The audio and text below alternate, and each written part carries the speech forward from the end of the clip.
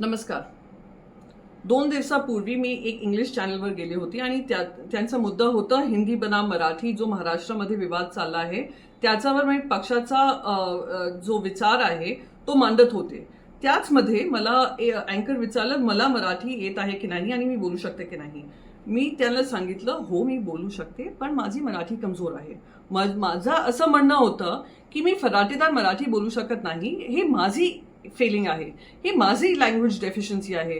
आता अँकरला कळलं असेल मला माहीत नाही पण एकनाथ शिंदेचा पाठीला असं लागलं की मी मराठी बोलूच शकत नाही आणि त्यांनी माझी ट्रोलिंग सुरू केली.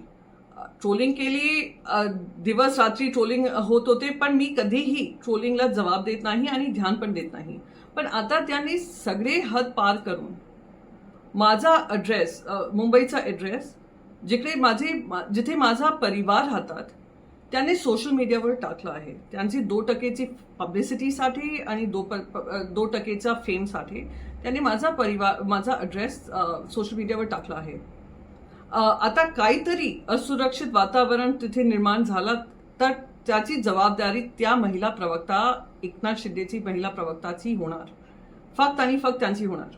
आणि एकच बात मी करून आपली बात संपवणार आणि मुद्दा संपवणार की ताई मी अमराठी होऊ शकते आणि माझी मराठी कमजोर होऊ शकते पण माझं इमान कमजोर नाही.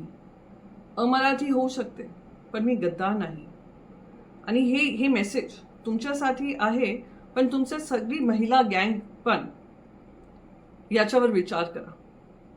जय महाराष्ट्र, जय हिंद.